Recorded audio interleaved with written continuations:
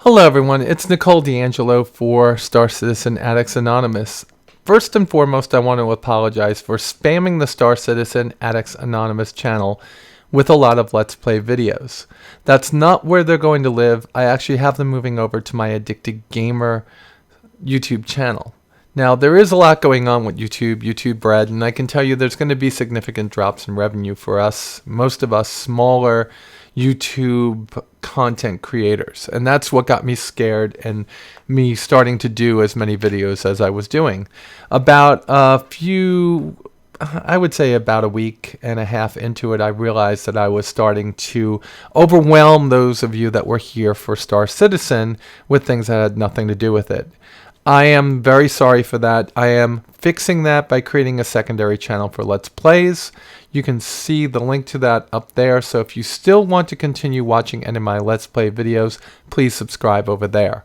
As of the 17th of November, I will no longer be putting Let's Play videos in the Star Citizen Addicts Anonymous channel.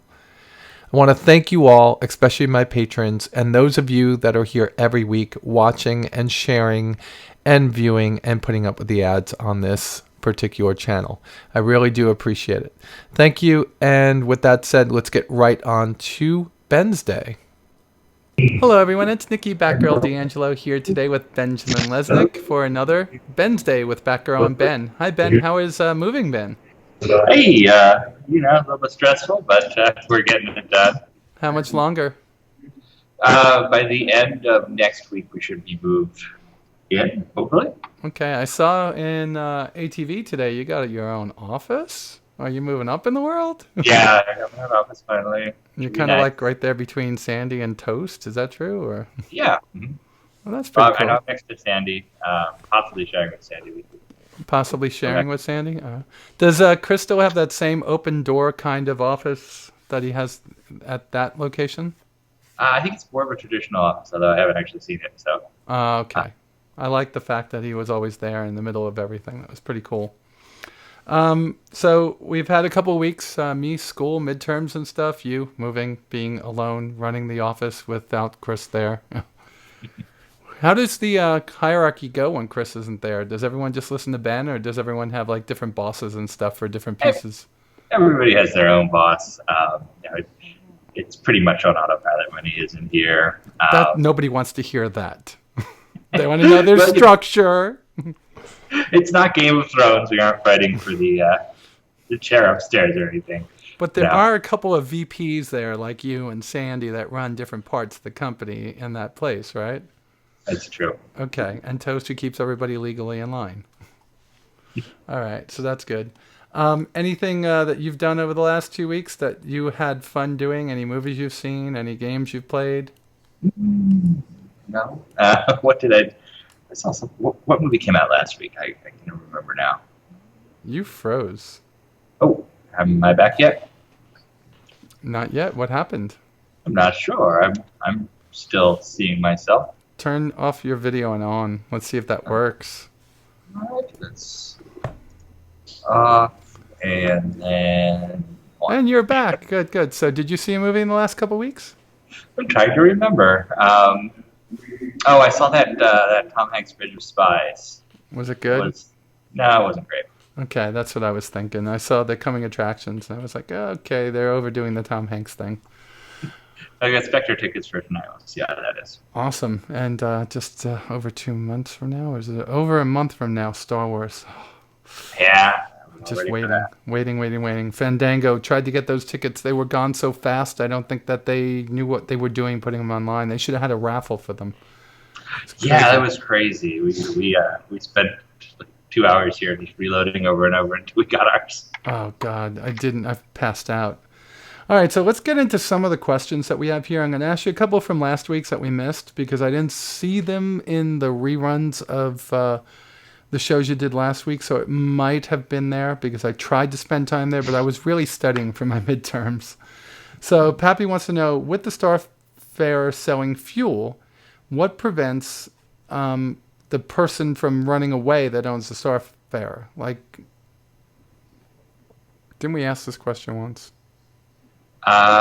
Maybe. I'm not sure I understand the question, though. In other words, if somebody's selling you fuel from a Starfarer, What's going to stop them from just taking your money and running and not giving you fuel?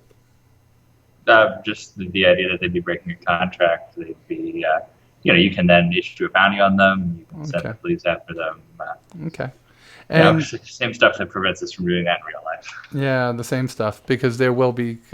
I mean, obviously, they won't be able to fly close to Terra or any of the controlled worlds at that point, right? Yeah, and just a bad review in Space Yelp is Okay. damning. That's pretty cool.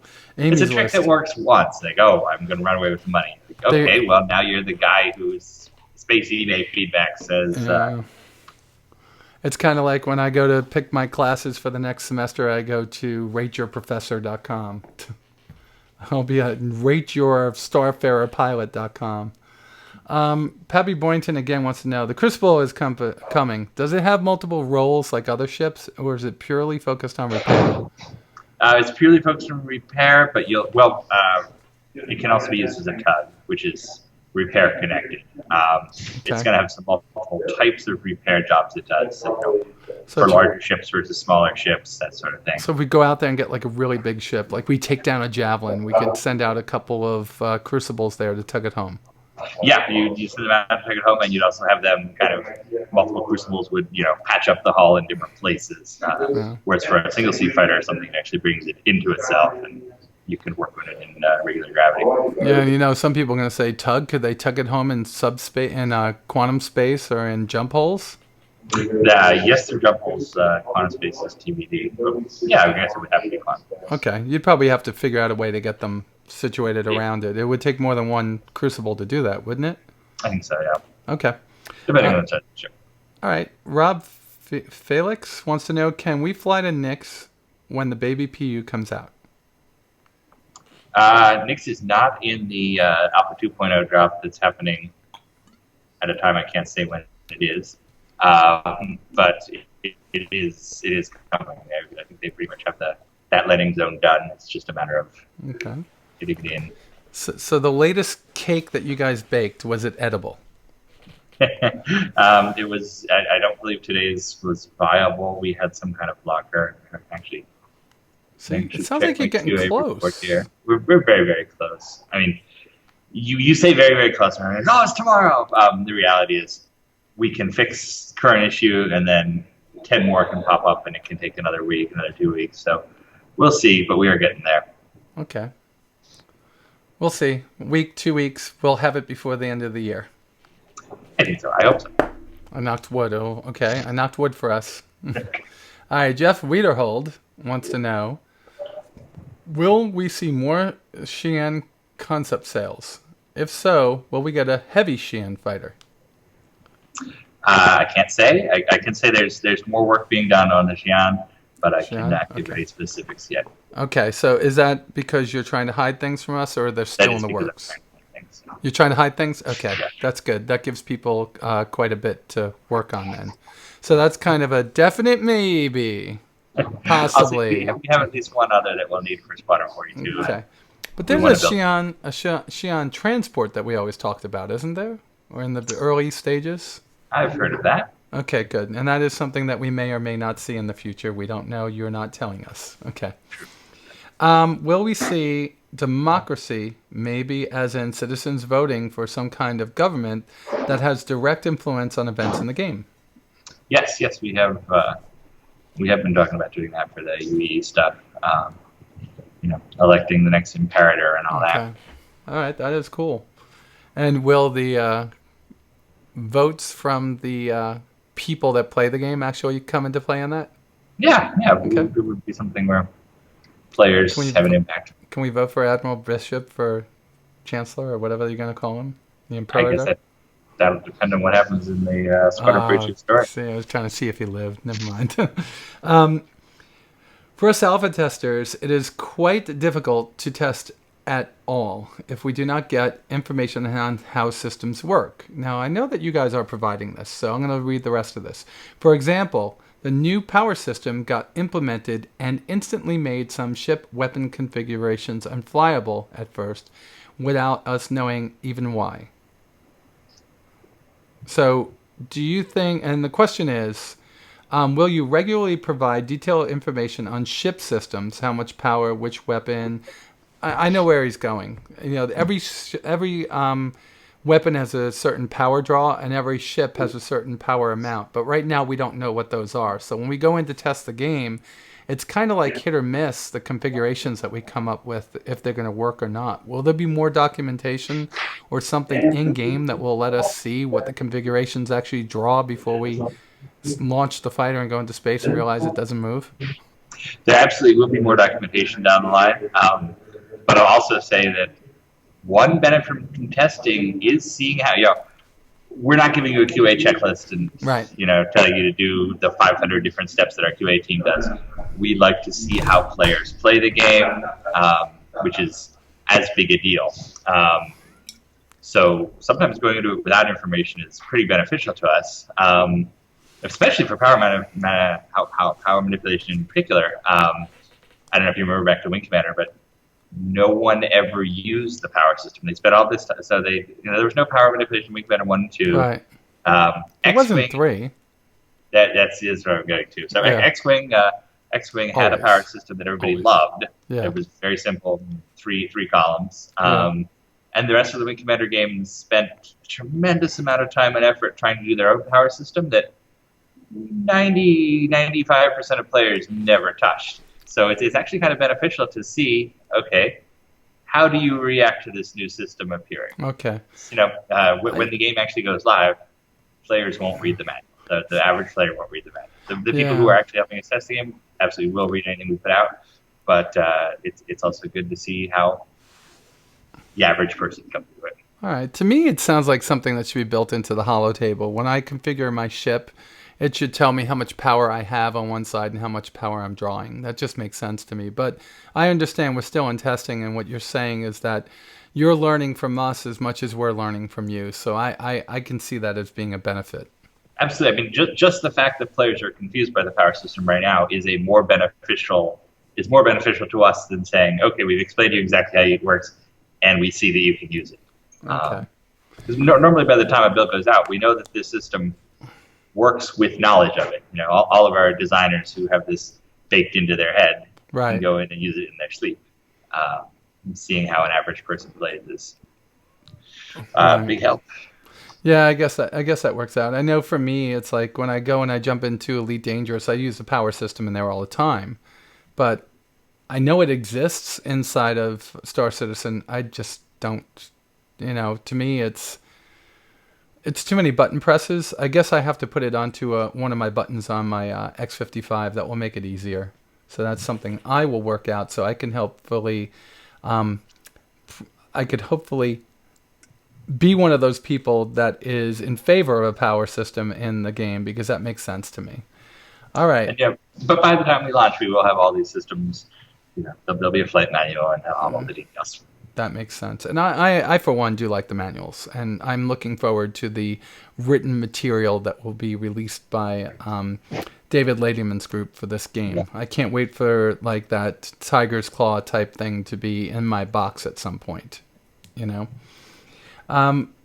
Marcus Perry, will the whole Crusader map be instanced like ArcCorp currently is, or will everyone be in the baby PU and instance? In other words, are you populating everybody into one shard, or are you going to have multiple different instances for everybody, so it's hard to find your friends? It'll be multiple instances for now, but there will be some more tools for grouping. And over time, there'll be ways to get into the instance with your friends. Like, will I be able to be instanced with the rest of the enablers? You'll have some options for that, I believe, when we go live. And we're moving towards persistence pretty quickly. So. Okay, good. I think at least being in the same instance with your organization. Well, then again, there's Test and there's LAMP, who have more players than some games have. It's a ton of players. Will Star Citizen Alpha 2.0 be a staggered release? In other words, maybe to those of us that are founders, to those of us that were veterans, to the rest of the people? We may do that on the PTU release. It's not as a reward, but just as a, let's see how 1,000 people play, let's see how 10,000, let's see how 20,000. Part of the test. Okay. Yeah, remember we did that last couple of times we've done that, it's been very, very quick. I remember for Arena Commander, it's very, very slow. So Yep. hopefully it'll be one we ramp up quickly because we have a pretty good idea of the infrastructure now. But yeah, we'll probably start with active testers first. Great. In other words, people that are putting in tickets, folks, not people that play, but people that are actually helping the testing of the game, creating actual tickets that need to be worked on. Is that right? Yes. Yeah. The more the better folks are at testing Arena Commander, especially now with the issue council, it's pretty easy for us to track. The more likely it is they'll be in an earlier drop. Oh, awesome. Jack London, not writing today, but asking a question instead. Discovering new systems is something where the demand will far outstrip the supply. In the past, MMOs have said features are discoverable, but were in fact locked or yet to be completed and then later unlocked. So here comes the question. I'm going to skip over some. Are there any assurances that these sort of tactics will not be used? In other words, you're flying past the same jump hole 30 times, and then finally you guys say, all right, turn that on, and now we discover it. I think that's what they're saying. I think it's random. The goal is certainly to launch with the whatever the promised 105 systems, but that's not to prevent us from adding more systems later. Right. So if it's a cheat to say, okay, we've discovered all these systems, let's make more, yes, we absolutely will be cheating. But it doesn't. I'm trying to remember the way that jump holes in particular were described. That some might be unstable and come into being only for a short time. Some might be there for months and then disappear, and you'll have to go find another one. Yeah, they react to gravity events. The most significant effect would be the impact of changes to a star. So, okay. Star goes supernova, the jump points around it are all going to change and shift in some way. You're going to blow up a star? Yeah, we're going to blow up lots of stars. Oh, God. That doesn't happen every day, Well, it might. I don't know. There's a lot of stars out there. Yeah, there are. I know that there is much more explanation than finding and naming systems. And I'm going to add to this question because he's going back to the other one. What other types of exploration are there going to be? Besides jump holes, what else are you going to be able to explore and find? Oh, so, well, I'm yeah. trying to combine two questions. I mean, the idea is a jump hole is a jump point is a very particular value. But what's on the other side of the jump point is also pretty useful. So, we don't want people, if your thing is you find jump points, cool, you can sell them and make money that way. But the real exploration should be traveling into the unknown and saying, okay, here's a rich asteroid field I stake my claim on. Here's a deadly nebula that I can hide a fleet in. Here's a planet that can be terraformed. Okay. Just anything out in space that can have some value should.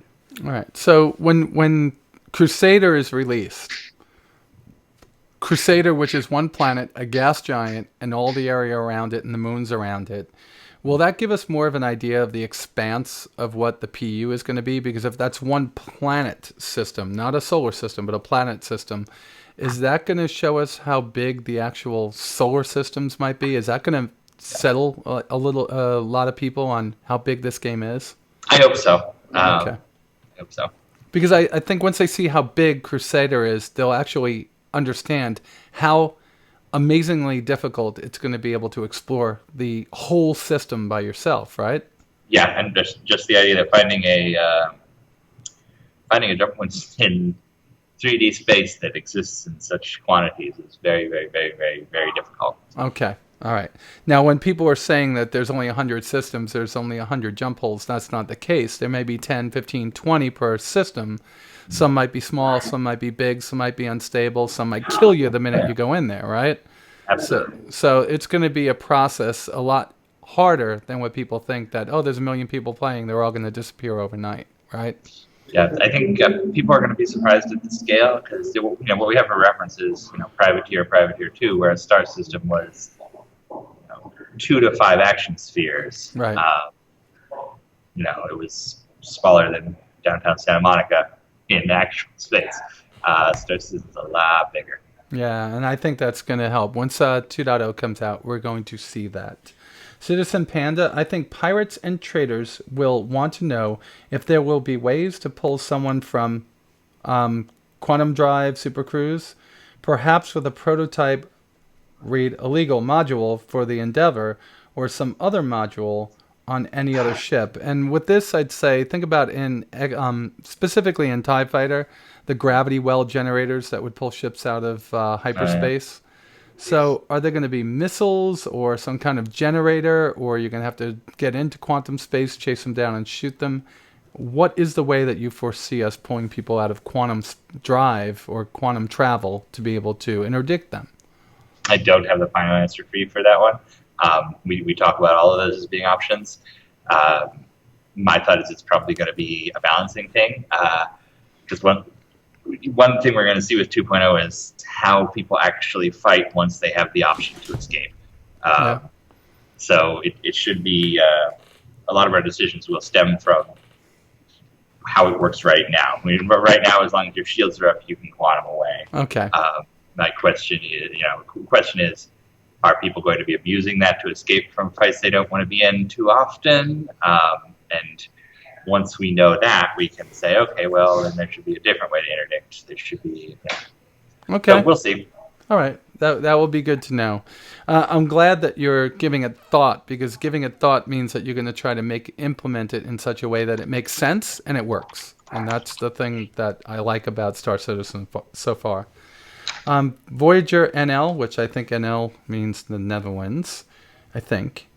Has there been any thoughts about putting a rover on the Endeavour front section? Might this be a possibility in the future, or is it ruled out altogether?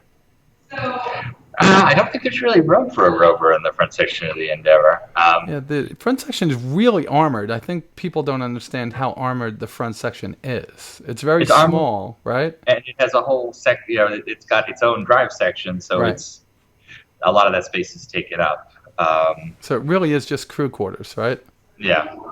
It doesn't have like a ramp and cargo area. But it has to be hardened enough to fly into the corona of a star, right? Yeah, it's very, very heavily armored. All right, good. That's what I was thinking. So I understand why they're asking this, because they're thinking about combining the. I know why they're asking this, because I've thought this too. They're thinking about combining the Endeavour with the Carrack, but the Endeavour and the Carrack should work together, not work as one ship, right? Yeah, you're never going to replace the Carrack in that regard.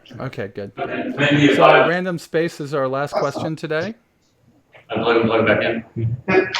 Okay, does the Vanguard still have the 2 weapons bays that have been shown to be able to hold missiles or guns in a few of the earliest concept videos? They never seem to ever be listed in the stats, but the bay doors were still there in the latest variant art. If they do still exist, what can we expect to do with them? I don't believe they exist. I'd have to look carefully, but my guess is that's something that came on the concept side that was never spec'd out. Okay. So it might just be one big Bombay door, like what I expect there to be on there. Yeah. It's not something we asked for anyway, but I'll take a look and see what it is they're thinking of. We'll revisit that question when the next concept art comes out then. One thing in that regard is it's just useless Wing Commander trivia. If anybody ever goes back and looks at the ships in Wing Commander Prophecy, you can probably see half a dozen different weapon systems that were concepted early on but never put in the game. If you look at the Panther and the Vampire, they have this little auto turret in the nose that doesn't do anything. If you look at the, what was the bomber? Shrike, it's got this tube underneath. It looks like spaceship genitalia.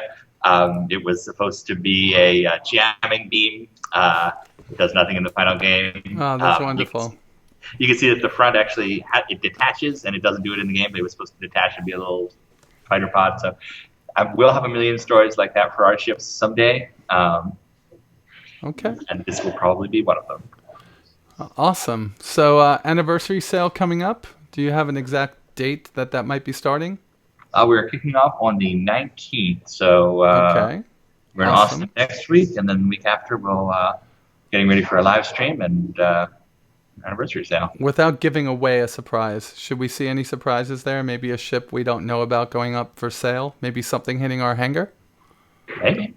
Maybe. So I like when you say maybe because it means that it's not no most of the time. It's not that, yeah. Yeah, so that's good. So we might have a surprise. Great. If So, all goes according to plan, there'll be a couple of all right, surprises. that's good. So that would be wonderful. Maybe we'll give away another ship at that point on the show. Yeah, I can provide some ships. All right, good. Let's see what kind of ships we could give away. Guys, don't go overboard, but if you want to give us an idea of what ships you might want, we'll talk to Ben and see if he wants to put them up for the week that we do the anniversary sale. If he's able to be with me, we'll give away a ship or 2 or 3 on that show.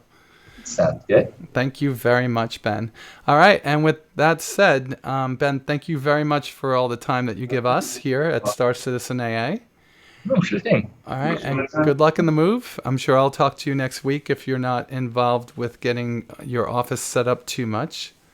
I will Okay. be in Austin next week, but I bet Yeah. we can make time. You think you might be able to make time from Austin? Yeah. Okay, tell Tony Z I want to hunt him down too. All right, with that said, guys, you all be safe out there, and I'll talk to you soon.